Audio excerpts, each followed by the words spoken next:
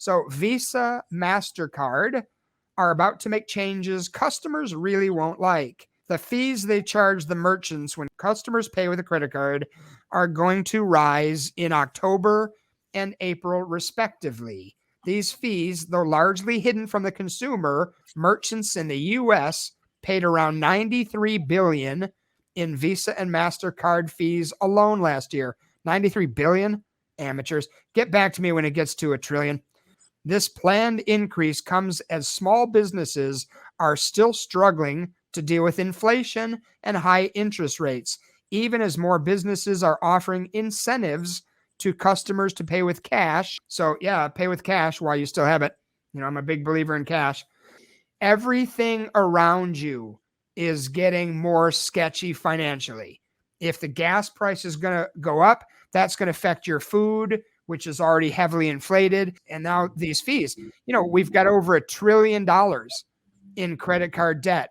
There's a lot of people that are starting to be late on their payments. You've got these interest rates. The average is something like 22% now. That's crazy. When it was 12%, it's hard to get out from underneath these credit card debts. So, and that's unfortunately getting worse.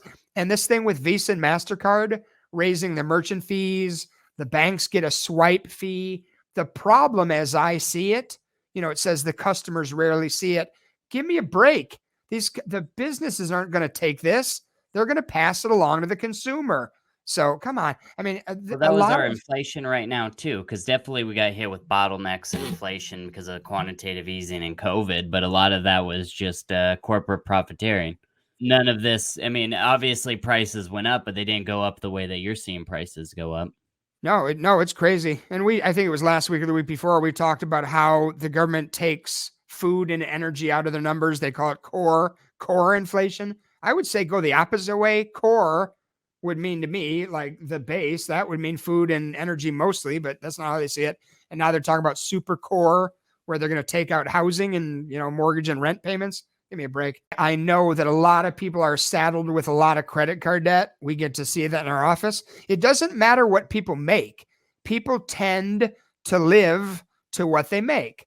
You have a higher paying job, you have a nicer house, you have a newer car. It's getting to a problematic level. Credit card debt seems to be a constant. Like a lot of people have it. Even people that shouldn't have it seem to have it. I need $1.